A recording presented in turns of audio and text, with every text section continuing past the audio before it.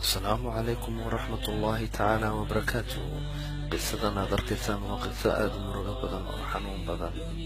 qisadana waxay ku saabsan tahay waa wiil yar oo maalin walba kasoo habsaama iskuulka, kaasoo markuu kasoo habsaamo macalinku uu cawsha ku garaaco gacantiisa.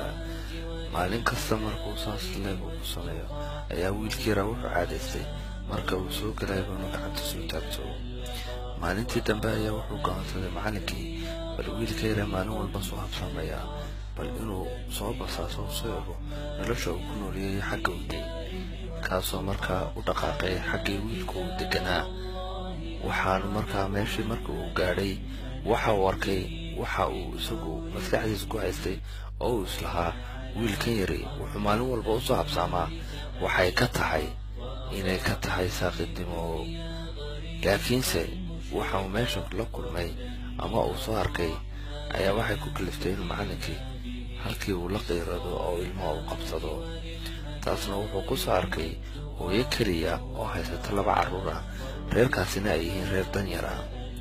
labada ayaa carruuri midba waqti ayuu galaa iskuulka, ka kale marka uu soo dhammeeyo ma awoodo hooyadani dhar labadoodaba ku filan, markaa dhar keliya ayaa labada ubad ka dhexeeya ay noloshoodina ay ilaahay inta uu siiyay ay ka noqotay. laakiin hooyadaasi waxay la sugtaa ilmaha kale intuu iskuulka kale kasoo noqonayo. marka uu soo noqdana sida ugu dhaqso badan ayuu wiilka kale ku labistaa si uu uga gaadho iskuulkii kale. sababtaasaana ku kaliftay inuu wiilka yar kasoo habsaamo maalin walba iskuulka. gabagabadii sheekadana waxa uu markaa macalinka kusoo noqonayaa iskuulkii. kii yaraana siduu usoo cararayay ayaa waxa uu imanaya iskuulka, kaasoo soo taagaya gacantiisii ilaa waxa uu bartay inuu maalin walba garaaco oo u shaw la dhaco macalinkii.